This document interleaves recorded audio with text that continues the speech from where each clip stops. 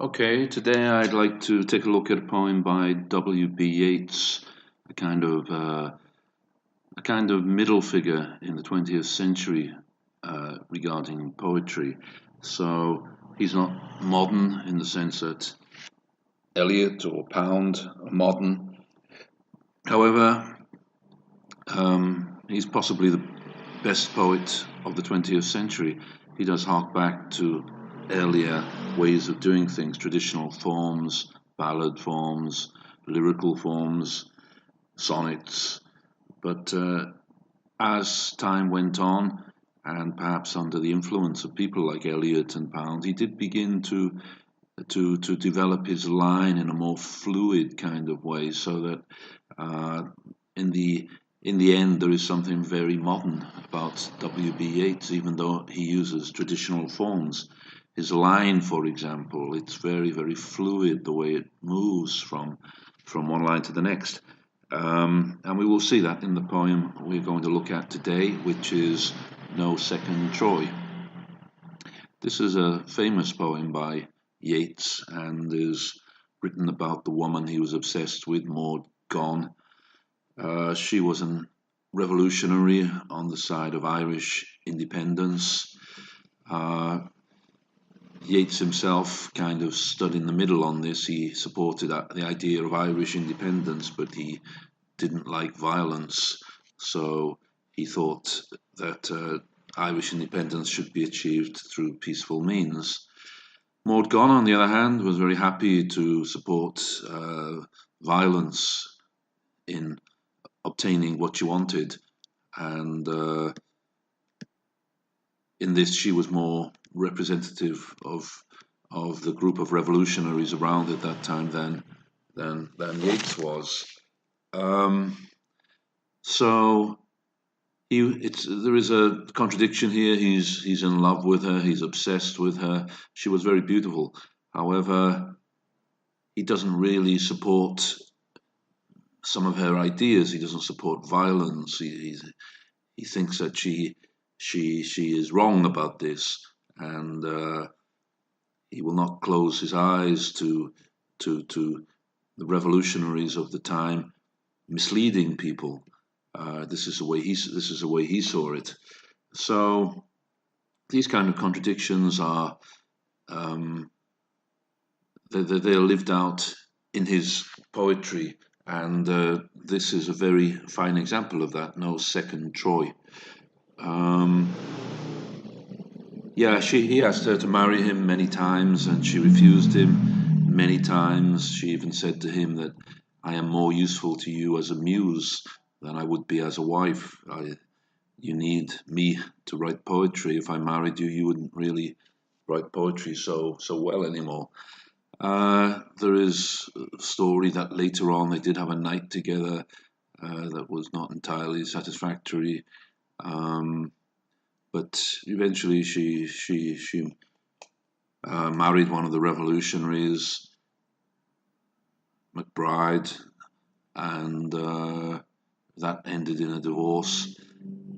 And then later, Yeats married somebody else late in life, but she was undoubtedly the love of his life, and he had very contradictory feelings about her and conflicted feelings. So perhaps the first thing we should do is just read the poem because it's a very short one, 12 lines. It's almost a sonnet. It has the format of a sonnet, it's iambic pentameter. It's the lines have 10 syllables each, and there are three quatrains. It's a kind of like a Shakespearean sonnet without the final couplet. It's not a sonnet, but it's almost a sonnet. So let's just read it to begin with. No Second Troy by W.B. Yeats. Why should I blame her that she filled my days with misery, or that she would of late have taught to ignorant men most violent ways, or held the little streets upon the great, had they but courage equal to desire? What could have made her peaceful with a mind that nobleness made simple as a fire, with beauty like a Titan bow, a kind that is not natural in an age like this, being high and solitary and most stern, Why? What could she have done, being what she is? Was there another Troy for her to burn? Well, yeah, that's 12 lines and three quatrains. Each quatrain rhymes like quatrains usually do: A, B, C, D, C, D, E, F, E, F. There's no final couplet. There's no need for it. It's a complete poem with a complete idea, which is satisfactorily completed in the 12 lines. There's no sense of incompleteness here. So if we just look at the first quatrain, the best thing to do is go through it quatrain by quatrain. He begins with a question. In fact, the poem is full of questions, built on questions, and it kind of starts in media res, in the middle of the action. So, why should I blame her that she filled my days with misery, or that she would of late have taught to ignorant men most violent ways, or held the little streets upon the great, had they but courage equal to desire? That's 5 lines, but I really had to read the first line of the next quatrain for the first 4 lines to make sense. This is what's modern about the way Yeats is using the form. If it was Shakespeare, the idea would be complete within the 4 lines, the quatrain. But here, Yeats is carrying over the culmination of the idea to the first line of the second quatrain. So it's much more fluid. It is modern in different kind of way to Eliot or Pound. It kind of gives a sense of unease. With the usual Shakespearean sonnet, you expect everything to be completed in each idea to be completed in each quatrain, and it gives a kind of settled quality. Here there is an uneasy feeling that you never quite know where the poet is going to make his main point. It's kind of disjointed but very effective. So, and yeah, he also begins with this question, and he doesn't really make any concessions to the reader except to pique their curiosity. So, who's this he's talking about that filled his days with misery? And what's all that about? She was teaching ignorant men violent ways, and they would have held the little streets upon the great if they'd been courageous enough. So he's not making any concessions. He's giving us an oblique reference here, something that we have no background about. But our attention is taken by the fact that she filled his days with misery, and that somehow she encouraged other men to violence. So, yeah, so we are taken in for sure, and the lines are the words, vocabulary, very simple but also compelling. So there's a little bit of contempt coming through in the line, had they but courage equal to desire. So this is kind of like the rather conservative Yeats looking down perhaps on the ordinary men who are like a rabble. They listen to revolutionaries, but when it comes to the time to do something, they don't have any courage. Yeah, so let's just continue. I think the first 4 lines have set up a couple of questions, and presumably there is going to be some kind of explication in the next lines. So we will need to begin, I think, with the last line of what I read before, which is the first line of the second quatrain. Or held the little streets upon the great, had they but courage equal to desire. What could have made her peaceful with a mind that nobleness made simple as a fire, with beauty like a tightened bow, a kind that is not natural in an age like this, being high and solitary and most stern? In fact, that's the first point I can really pause, because it's although there are three quatrains here rhyming A B C D C D E F, there there is no completion of meaning at the end of each of the quatrains. The meaning runs on to the next quatrain, and the punctuation and the impetus of the lines just compel you to keep reading, to get the sense, the meaning of what's being said. So, what could have made her? Now he begins to ruminate on the woman, on Maud Gonne, perhaps to kind of make an excuse for her. For her, after all, he loves her, so he has to see some good quality in her. Why does he love her if he disagrees with her so profoundly about so many things? Well, she's very beautiful and she has a noble nature, he thinks. So, what could have made her peaceful with a mind that nobleness made simple as a fire? A fire is a very good image, I think, because it's something simple that destroys. It has a certain magnificence as well, a certain beauty, but don't play with it, and it can destroy everything within seconds and minutes. So she is like that. Her beauty, her nobleness is simple. So she seems to be some kind of throwback to an earlier, more heroic age, and that's the direction he will take in the rest of the poem. So she can't be peaceful. She has a noble and simple mind that's like a fire. What could have made her peaceful with a mind that nobleness made simple as a fire, with beauty like a tightened bow, a kind that is not natural in an age like this? So she's out of her age. She's a throwback to an earlier time. Her beauty is dangerous. It's like a tightened bow, ready to be ready for the arrow to be let off.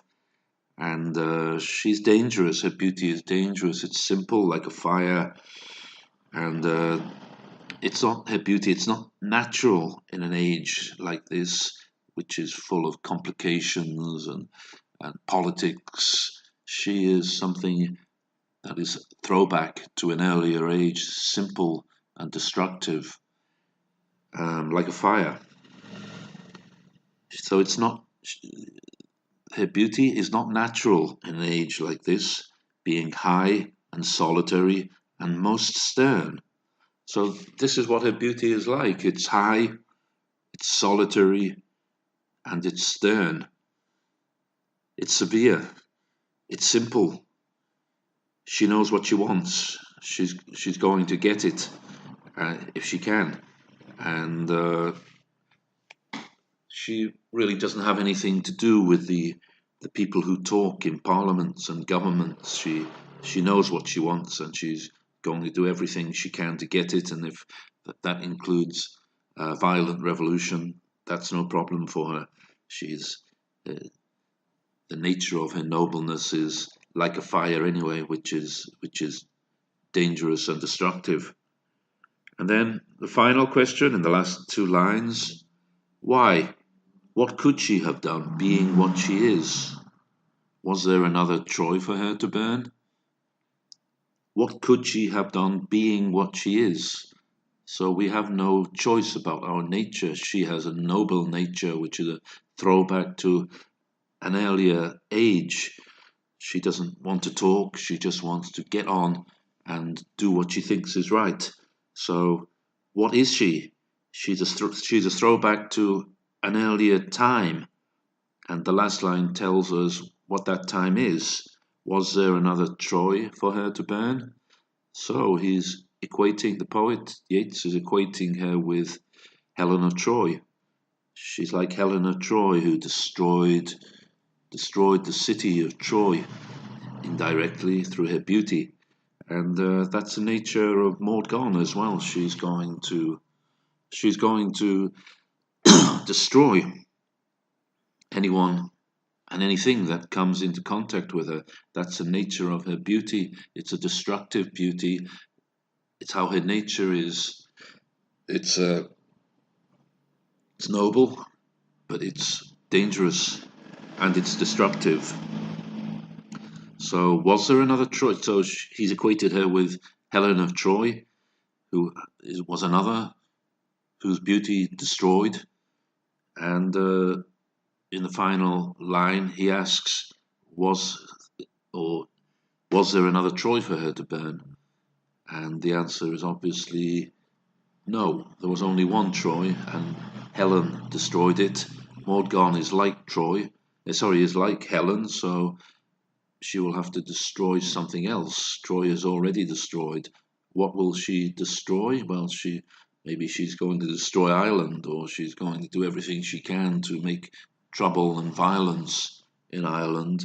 And this is the way Yeats sees it. So he doesn't agree with her, but he is in love with her, and he is in love with her noble nature, her simplicity, the fact that her mind is like a fire. This is what he loves about her, but in the way it manifests, he disagrees. He doesn't support violence, but he's got to show that she is someone who is worth his love. So kind of needs to excuse her in some way. And the way he excuses her is by saying, well, this is her nature. She couldn't have done anything different. It's the way she is. She's like Helen of Troy. Her beauty is a beauty that is destructive, and men in particular will fight for her, and destruction will follow where she goes. That can't be helped. That's the nature of that's the nature of her beauty, as it was the nature of Helen's beauty.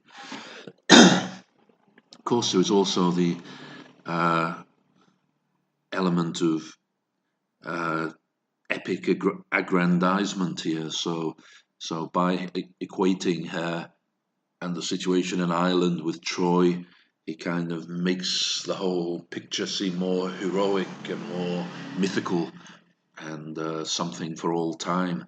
So that too kind of resonates, and gives a makes us feel that he has reason for loving this woman. She is very special, and although you might not agree with her, you really can't help your emotions in relation to her beauty. Um, so it's short, but it's very effective, I think. I've already spoken about the way the lines are so fluid and just running on from from one to the next, and even from one quatrain, the meaning moving on from one quatrain to the next without any stop, without any finish. So we can see that there are three quatrains, but the meaning just runs through all of them. Perhaps I should just read it one more time because it's short and it's beautiful, really. Why should I blame her that she filled my days with misery, or that she would of late have taught to ignorant men most violent ways, or hurled the little streets upon the great, had they but courage equal to desire? What could have made her peaceful with a mind that nobleness made simple as a fire, with beauty like a tightened bow, a kind that is not natural in an age like this, being high and solitary and most stern? Why, what could she have done, being what she is? Was there another Troy for her to burn? It's a rhetorical question, obviously. It doesn't need any answer at the end. How about the imagery? Well, there are some very effective images in the poem. About the first one is the ignorant men that she taught violent ways to would like to hurl the little streets upon the great. So this is a metaphor. The the little streets of the ordinary people would the ordinary men would like to swap places with the rich and important, but they don't have the courage anyway to become revolutionaries.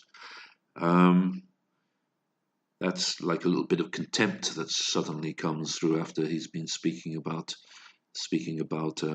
Maud Gonne. And then what could have made her peaceful with a mind that nobleness made simple as a fire?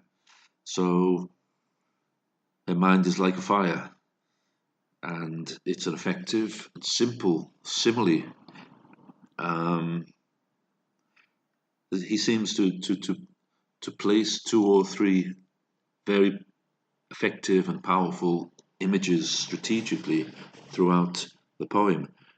The next one is another description of Maud Gonne. Her beauty is like a tightened bow.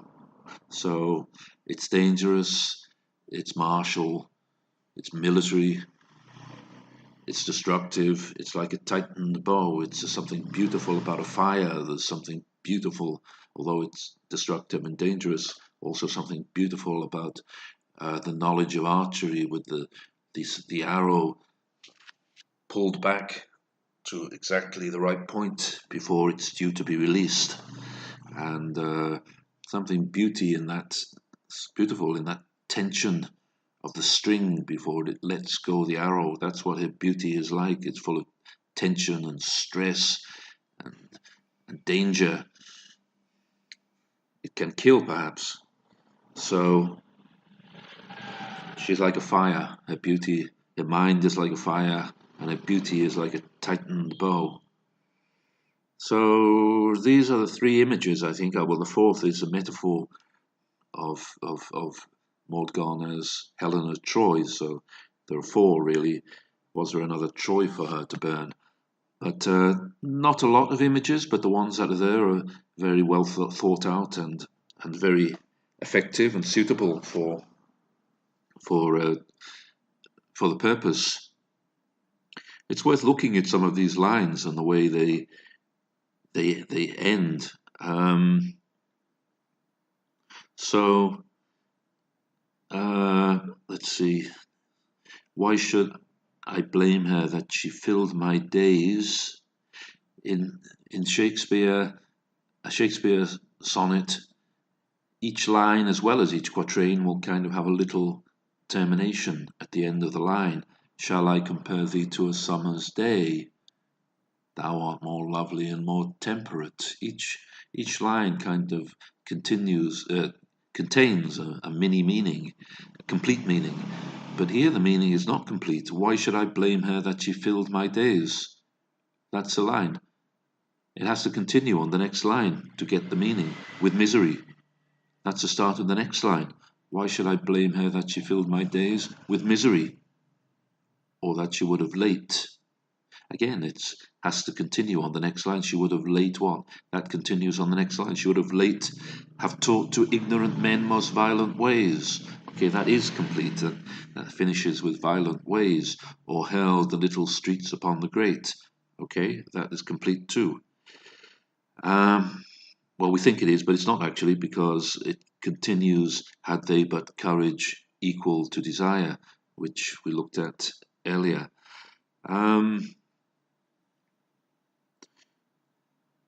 What could have made her peaceful with a mind that nobleness made simple as a fire, with beauty like a tightened bow? A kind finishes the line. It's rhyming with something later. It's rhyming with mind. So, but the grammatically and structurally, the sentence is not complete. It has to continue on the next line. With beauty like a tightened bow, a kind that is not natural in an age like this. So there is this fluidity about the lines which creates a sense of uneasiness, and like it's like you are never quite sure of where he's going or what will come next. And it's very suitable and appropriate for what he wants to say about Maud Gonne, and it's also very modern in the way he's developed traditional forms in a new and kind of uneasy way, suitable for the modern age. So To finish, I think that this is a great poem, really, by W.B. Yeats. It's it is itself austere and magnificent. It's there isn't a word wasted. Everything that's there needs to be there. The structure is perfect, and it wonderfully sums up his feelings, his contradictory feelings about Maud Gonne, and makes it clear that although he doesn't agree with her, there is something in her nature that makes her the way she is, and this thing is destructive but also incredibly attractive and makes men in particular fall in love with her and excuse anything. So I really think this is one of the great poems of the 20th century.